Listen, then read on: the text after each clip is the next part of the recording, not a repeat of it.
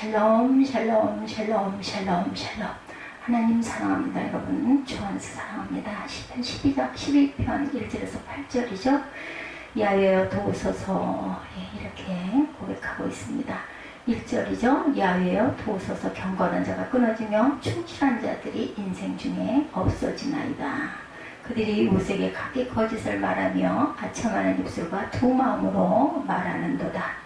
야훼께서 모든 아첨하는 입술과 자랑하는 혀를 끊으시리니 그들이 말하기를 우리의 혀가 이기리라. 우리의 입술은 우리 것이니 우리를 주관할 자 누구리요 하미로다.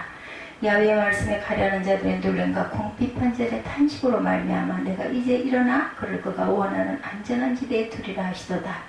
야훼의 말씀은 순결하며 흑도강에 7번 단련한 은 같도다. 야훼여 그들을 지키사 이 세대로부터 영혼까지 보존하시리다. 희열함이 인생 중에 높임을 받은 때에 악인들이 곳곳에서 날뛰는도다. 시편 기자인 다윗이 지금부터 3000년 전도 넘는 옛날 사람이죠. 당연히 시편 기자 당시 사회문화는 오르가는 상당한 차이가 있을 것입니다. 그러나 시편 12편을 읽다 보면 그 당시 사회가 지금 우리 시대와 큰 차이가 없어 보여요. 그때나 지금이나 하나님을 무시하고 말을 함부로 하는 사람들이 많다라는 거죠. 1절에 야훼 도우소서. 경건한 자가 끊어지며 충실한 자들이 인생 중에 없어지나이다.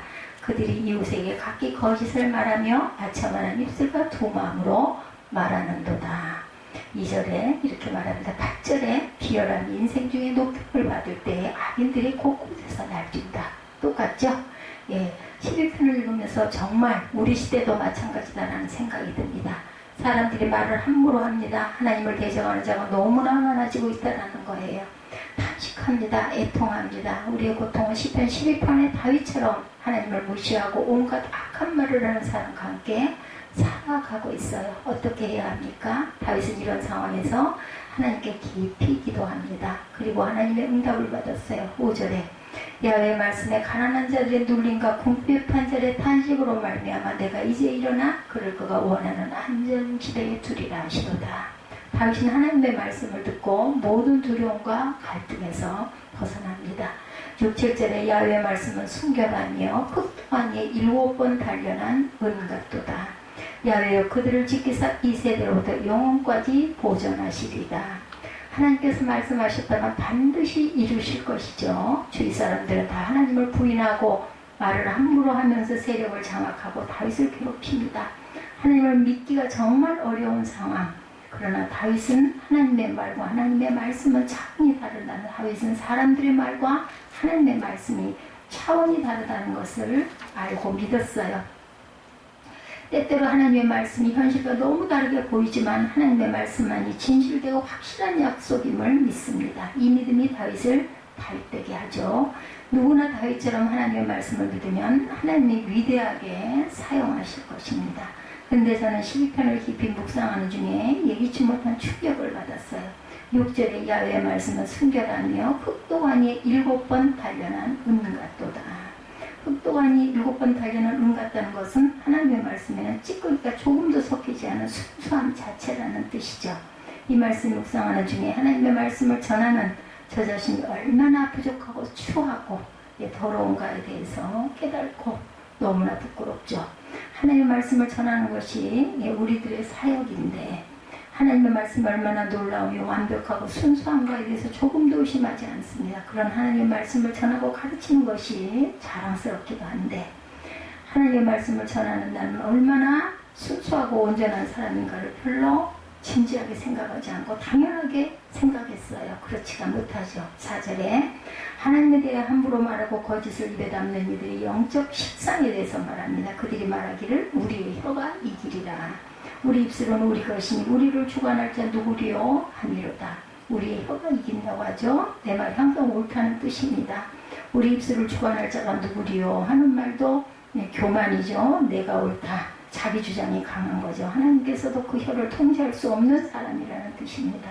사사기 21장 25절에 그때 이스라엘의 왕이 없으므로 사람이 각기 자기의 소견을 옳은 대로 행하였더라 말씀합니다. 나는 괜찮은가? 그런 질문을 해보게 되죠. 이런 고백, 나는 온전한가? 온전치 못하죠. 하나님의 말씀은 완벽하고 순수하지만 저는 부족하고 더러운 자임을 깨닫습니다. 그러면서 얼마나 말을 많이 하고 지냈는가 돌아봅니다. 제가 복음이 무엇인지를 깨닫고 진리가 무엇인지를 대하여 눈이 뜨인 후에 빠진 함정은 진리에 대하여 논쟁하는 것입니다. 많은 성도들과 목회자들이 성경에 분명히 나와 있는 진리에 대해서 너무 모르니까 마음이 안타까워서 진리가 무엇인가에 대하여 주장하고 가르치려고 했는데 결과는 비참한 것이었다. 나의 의도와 정반대의 결과를 가져오죠. 나의 영혼도 상하여 고통당하게 되고 상대방의 영혼도 고통을 당합니다. 야고보서 3장 2절에 우리가 다 실수가 많으니 만일 말에 실수가 없는 자라면 곧 온전한 사람이라도 능히 온몸에 굴레를 씌우리라. 바울이 사랑하는 제자 디모데에게 권면한 말씀 디모데후서 2장 14절에 너로 그들로 그 일을 기억하게 하여 말다툼을 하지 말라고 하나님 앞에서 엄히 명하여 이는 유익이 하나도 없고 도리어 듣는 자들을 망하게 합니다. 디모데후서 2장 23절에도 어리석고 무식한 변론을 벌이라 이에서 다툼이 나는 줄 압니다. 아멘. 바울은 당대 최고의 논쟁가이기도 했어요. 그러나 그런 논쟁으로 결코 복음이 전해지지 않는다는 것을 알았어요. 그래서 말다툼을 하지 말라고 합니다. 하나님의 말씀은 너무 순수하지만 우리말은 순수하지 못하기 때문이다. 논쟁하면서도 자신의 온전함을 지킬 수 있는 사람은 없습니다. 논쟁을 하다 보면 나중에는 진리를 변호하는 것이 아니라 자신의 입장을 변호하게 됩니다. 어거스틴은 늘 자신을 항상 변호하려는 욕망을 고쳐주소서라고 반복하여 기도합니다. 엘리야는 위대한 선지자죠. 능력 있는 하나님의 종이었어요. 그는 갈멜산에서 850명 우상을 섬기는 제사장들 앞에 담대하게 하나님의 살아계심을 선포하고 영적 전쟁을 제안하여 큰 승리를 거둡니다. 그러나 이세벨 여왕이 여전히 자신을 죽이려고 쫓아오자 열왕기상 19장 4절에 하나님께 기도합니다. 여호와여 넉넉하오니 지금 내 생명을 거두시옵소서. 엘리사가 이렇게 기도하죠. 엘리야가 열왕기상 19장 10절에도 오직 남았건을 그들이 내 생명을 찾아 떼어주려고 하나이다. 그때 하나님께서 열왕기상 19장 18절에 대답하시죠. 내가 이스라엘 가운데 7,000명을 남기리니 다 바알에게 무릎을 꿇지 아니하고 바알에게 다 입맞추지 아니한 자니라. 깨닫고 오면 우리가 한 입으로 믿음을 말하고 복음과 진리를 말하지만 그 입으로 탄식하고 원망하고 실현할 때가 얼마나 많은지 모릅니다. 이것이 바로 저와 여러분의 모습이죠. 그러니 이런 말로 어떻게 하나님의 말씀을 온전히 변증할 수가 있겠는가? 사람들이 우리에게 진리가 무엇인지 물으면 기쁘고 담대하게 고백하고 증언하고 선포해야 합니다. 그러나 논쟁이 시작되면 조용히 일어날 줄 알아야 되겠다. 나는 죽고 예수로 사는 십자가 복음을 전해야 하지만 논쟁이 되면 일어나야 합니다. 24절에 우리가 24시간 예수를 바라보는 일에 대해서도 논쟁이 되면 일어나야 합니다. 십자가 복음, 임마누엘, 성령의 내주하심, 다 논쟁으로 이해될 수 없는 진리, 오직 주님이 가르쳐 주셔야 깨달을 수 있다는 것. 누구나 진리를 알고자 하면 성경을 읽기만 해도 쉽게 깨달아지지만 논쟁을 하려고 하면 더욱 마음이 다쳐버립니다. 그래서 예수께서도 재판받으실 때 논쟁하지 않으시고 침묵하셨어요. 안타까운 것은 우리는 모든 것을 말로 해결하는 조급함이 있습니다. 그러나 우리는 깨달아야 합니다. 가장 비효율적인 방법이 말로 가르치고 주장하고 설득하려는 것이다. 명심해야 할 것은 우리의 말이 얼마나 불완전한가입니다. 어느 집사님 내가 늘 다투고 살았다고 그래요. 싸울 때는 당연히 다 이유가 있어요. 나름대로 괜히 싸우진 않습니다. 그런데 어느 날 교회에서 실시한 부부 세미나에 참석했다가 이 부부가 잘못을 깊이 깨달았다고 합니다. 그동안 하나님께서 그만 화를 치라 계속 말씀하시고 용서하고 섬기라 해도 거부하고 살았음을 깨달았다고 그래요. 가정에서 하나님의 말씀의 권위가 전혀 세워지지 않았던 거죠. 그리고 자녀들 생각이 났다고 그래요. 그래서 집에 와서 자녀들에게 제안합니다. 이제부터는 너희 마음에 가고 싶으면 교회 가고 마음에 헌금하기를 원하면 너희 돈으로 헌금해라 말했답니다. 그랬더니 아이들이 자신의 용돈으로 헌금하고 싶지 않고 주일에도 교회 가지 않아도 된다면 가지 않겠다 대답했다고 그러죠. 이 부부는 깜짝 놀랐어요. 교회 잘 나간다고 여겼던 자녀들의 신앙의 실체를 본 거죠. 그동안 아이들은 교회에서 사랑과 용서에 대해서 배웠지만 믿지 않았다는 거예요. 자신들의 생활에서 체험되는 것은 미움과 다툼뿐이었기 때문이죠. 다행히 아직 아이들이 부모의 영향을 받을 수 있는 나이였기에 부모들의 변화된 모습으로 인하여 진정으로 예수를 믿게 됐다고 합니다. 우리가 자녀를 하나님의 말씀으로 양육할 때 말로 하지 말고 삶으로 가르쳐야 합니다. 그럼 어떻게 삶으로 하나님 말씀을 증거할까요? 노력해서 안 돼요. 노력해서 될 일이 아니고 저절로 돼야 된다는 거죠. 마음이 바뀌면 저절로 됩니다. 사람은 자기가 좋아서 하는 일은 아무도 못 말려요. 사람은 돈 버는 일이라면 무슨 짓이든지 합니다. 낚시, 등산, 골프 등 돈 들고 시간이 많이 들어도 좋아하는 일이라면 막을 방법이 없어요. 하나님의 명령이 어려우니 힘드니 쓸데없는 소리입니다. 마음이 없어서 힘든 것이죠. 삶이 바뀌려면 마음이 바뀌어야 합니다. 로마서 12장 2절에 너희는 이 세대를 본받지 말고 오직 마음을 새롭게 함으로 변화를 받아 하나님의 선하시고 기뻐하시고 온전하신 뜻이 무엇인지 분별하도록 하라. 그래서 예수께서 우리 마음에 오시죠. 고린도후서 13장 5절에 너희가 믿음에 있는가? 너희 자신을 시험하고 너희 자신을 확증하라. 예수 그리스도께서 너희 안에 계신 줄을 너희가 스스로 알지 못하느냐. 그렇지 않으면 너희가 버리운 자니라. 예수님이 우리 안에 오시면 마음이 바뀌죠. 에스겔 36장 26절에서 28절에 새 영을 너희 속에 두고 새 마음을 너희에게 주되 너희 육신에서 굳은 마음을 제하고 부드러운 마음을 줄 것이며 내 신을 너희 속에 두사 너희로 내 율례를 행하게 하리니 너희가 내 규례를 지켜 행할지라. 내가 너희 열조에게 준 땅이 너희에게 거하면 내 백성이 되고 나는 너희 하나님이 되리라. 저는 은밀한 죄 짓는 데 선수였어요. 어려서부터 모병사능이란 말을 듣고 사람들 앞에 행실이 바르고 성실했고 칭찬을 들었습니다. 그러나 사람들이 보지 않을 때는 항상 올바르고 경건한 사람이었다는 말은 아니죠. 감추어진 죄를 누구나 가지고 있습니다. 제 어린 날도 마찬가지예요. 음란과 욕심과 거짓과 교만의 죄가 있었습니다. 이런 죄책감 때문에 목회를 그만둘 생각도 했었던 분들도 많으시다고 그래요. 함께 얘기하다 보면. 그러나 이제는 은밀한 죄를 짓는 것은 불가능해졌죠.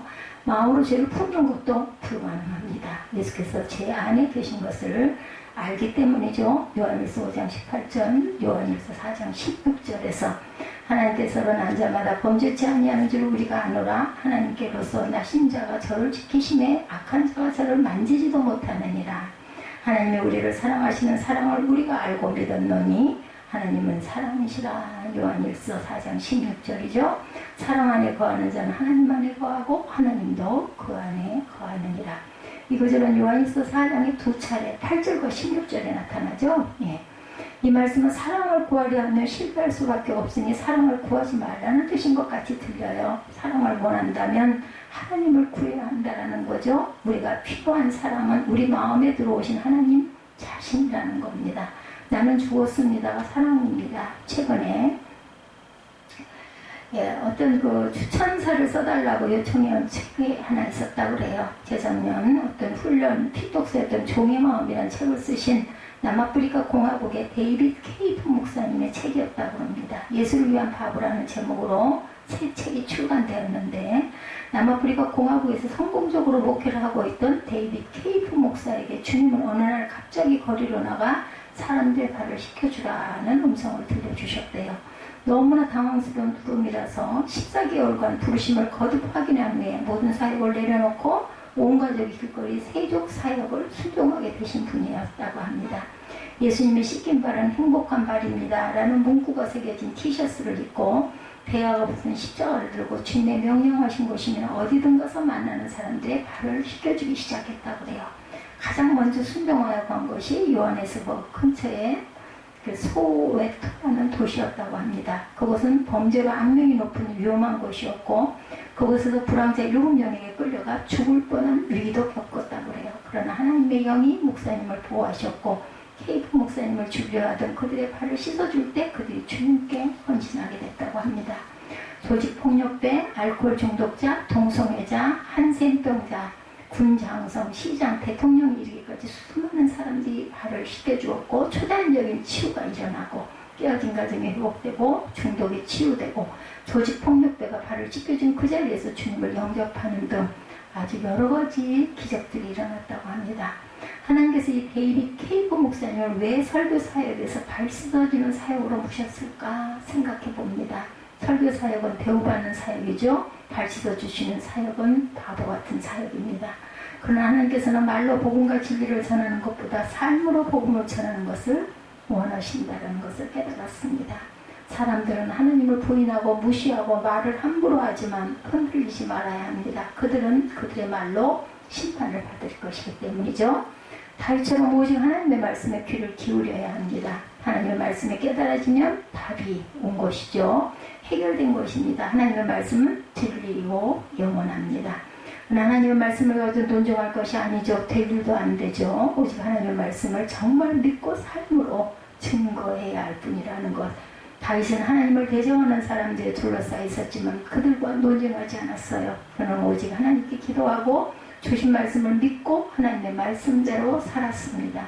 다윗은 사울왕에게 쫓길 때 정말 바보 같았죠. 얼마든지 싸울 수 있는데도 그는 쫓기고 도망다니며 살았습니다. 죽일 수 있는 순간에도 2번이나 살려줍니다. 하나님의 말씀대로 살려고 했기 때문이죠. 그래서 그는 항상 지는 것 같았어요. 그러나 결국 그는 하나님의 약속이 이루어짐을 삶의 증거로 보입니다. 통일 이스라엘의 왕이 되죠. 우리 모두가 하나님의 말씀에 증인으로 사시는 저와 여러분이 되시기를 주님의 이름으로